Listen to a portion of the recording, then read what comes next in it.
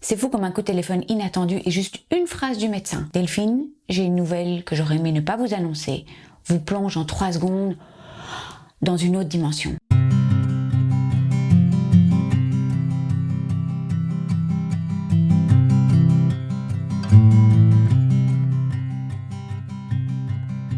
J'utilise souvent l'image du 3 tonnes dans la figure, mais c'est pas vraiment après le coup de téléphone qu'on se le prend. Au début, il y a une cascade d'émotions contradictoires, c'est le chaos, c'est un peu comme un ring d'auto-tamponneuse. Ça cogne, ça coince, ça s'entrechoque, on comprend pas. Et puis après le coup de fil, moi j'ai ressenti du déni, j'ai ressenti de l'incompréhension, puis j'ai ressenti de la culpabilité aussi. Je me suis dit, mais qu'est-ce que j'ai fait de travers? Je vivais à du 2000 à l'heure, je m'écoutais pas, c'est de ma faute.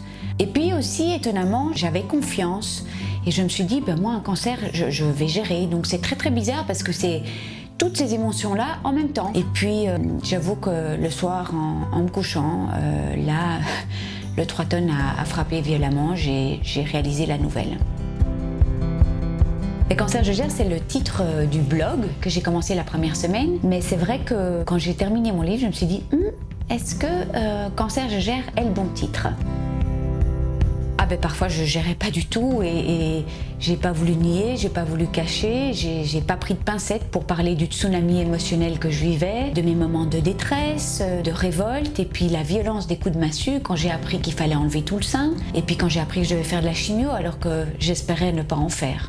Pas souvent je gérais à fond parce que voilà, on s'écroule, on se relève, on grandit, on s'écroule encore un peu, on se relève, on grandit encore, mais je pense qu'on le fait tous en fait. Parfois je voyais même ce cancer comme un cadeau parce que je vais faire des grands changements dans ma vie et voilà, c'est une occasion forcée pour remettre un petit peu de l'ordre. J'écoutais pas beaucoup mon corps avant, j'étais très dure avec moi-même et ça a été une bonne occasion d'enfin m'écouter, d'enfin prendre soin de moi, oui, enfin prendre soin de moi. Ça c'est sûr que le cancer du sein, ça c'est un énorme tour en montagne russe et puis une double en plus parce qu'il y a la physique et il y a l'émotionnel et tout ça pendant 1 an, plus parce qu'il y a quand même le post-cancer à gérer aussi qui offre son lot de secousses et puis l'hormonothérapie donc oui ça monte et ça descend, puis il y a des belles zones calmes, mais n'est-ce pas ça la vie?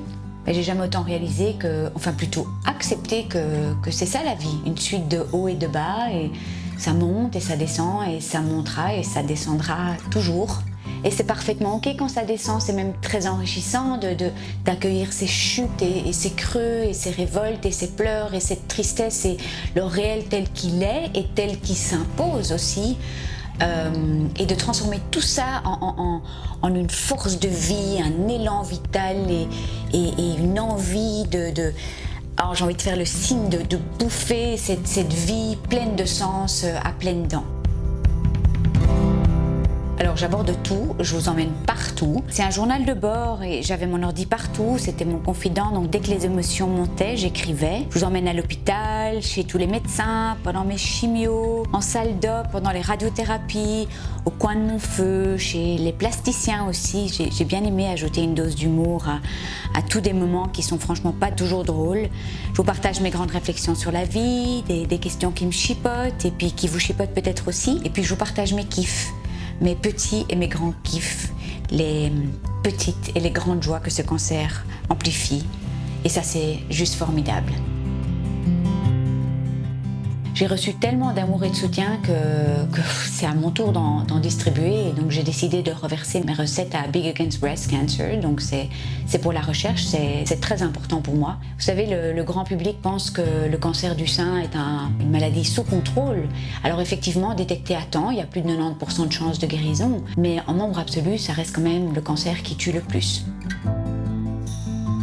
Ah oui, j'ai un message très important. Allez faire votre mammo, les filles, allez faire votre mammo chaque année. Ça prend 1 heure par an et ça sauve des vies. Et pour envoyer une petite secousse, si j'avais attendu encore 2-3 mois, le cancer se serait répandu au reste du corps. Donc, allez faire votre mammo.